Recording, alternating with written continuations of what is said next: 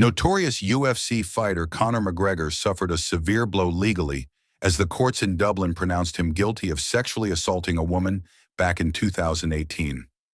A high court trial brought out many of Conor McGregor's lifestyle, like partying in nightclubs, getting intoxicated with alcohol, and smoking hashish.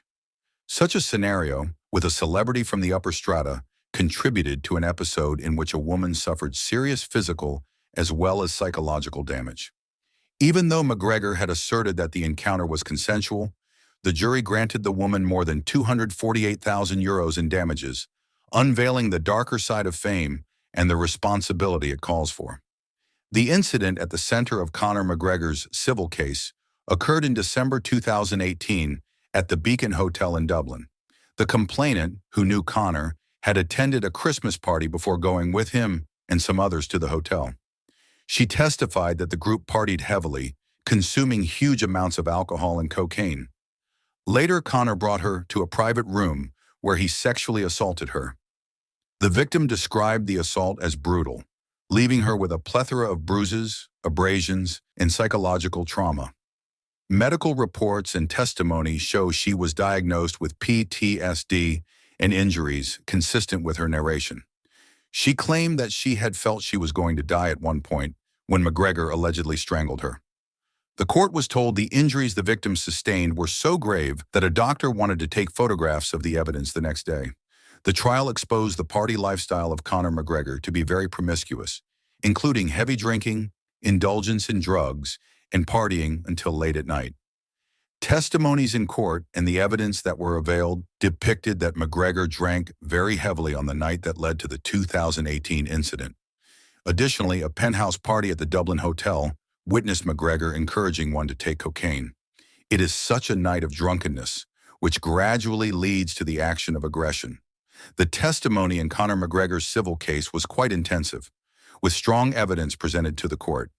The victim recalled the December 2018 incident vividly, narrating how McGregor brutally assaulted her in a Dublin hotel penthouse after a night of heavy drinking and cocaine use. She told the court she feared for her life when McGregor choked her during the assault. Medical evidence presented in court supported her claims, showing bruises, abrasions, and psychological trauma consistent with post-traumatic stress disorder, PTSD. The victim's testimony was emotional and detailed, spanning multiple days. McGregor denied everything and said the encounter was consensual. His defense lawyers say the allegations were cooked up for financial gain, and the victim sought to exploit his celebrity status. He maintains even as prosecutors pointed to his excessive partying, substance abuse, and aggressive behavior as factors that led to the assault. The jury finally delivered the verdict after 6 hours of deliberation, holding McGregor liable for assault.